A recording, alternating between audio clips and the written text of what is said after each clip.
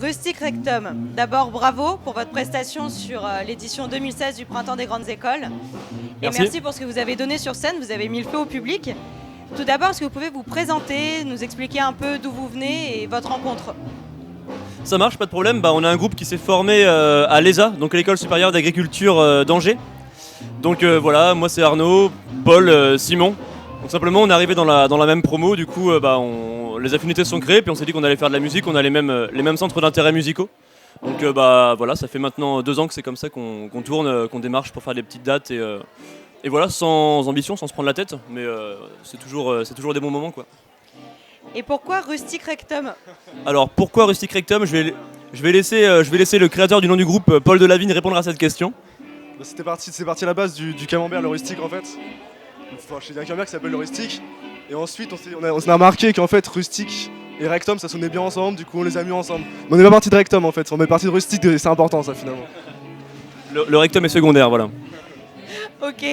Comment est-ce que vous avez trouvé votre public aujourd'hui? Comment est-ce que vous avez vécu votre passage sur scène?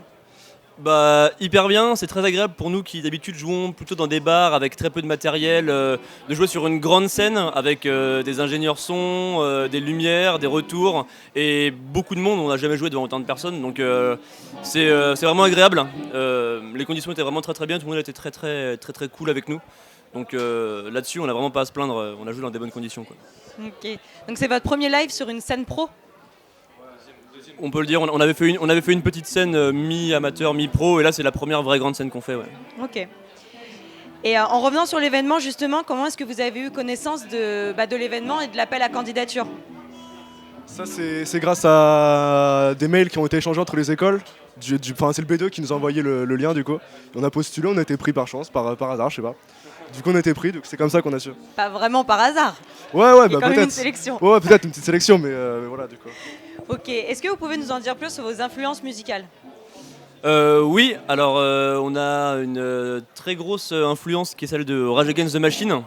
Ça se sent dans le morceau, on en a même fait un petit bout de leur morceau aujourd'hui.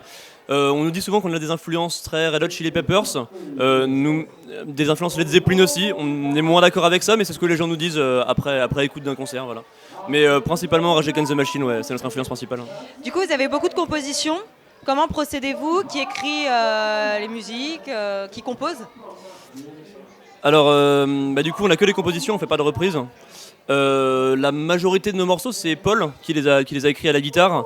Et nous, on s'est fixé dessus, on s'est rajouté après. Et récemment, sur nos 2-3 derniers morceaux, on essaie de composer ensemble. En répétition, voilà, quelqu'un ramène un bout de riff intéressant, un bout de morceau, puis on fait en fonction. Ça avance comme ça, doucement, quoi.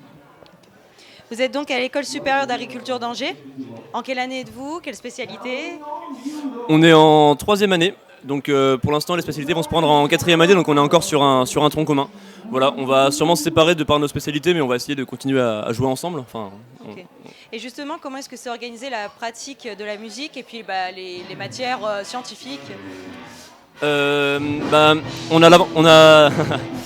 a l'avantage d'avoir une salle à disposition à l'ESA, donc ça met vachement en valeur tous les groupes qui veulent se former. Il y a énormément de monde qui circule dedans, c'est une salle gratuite.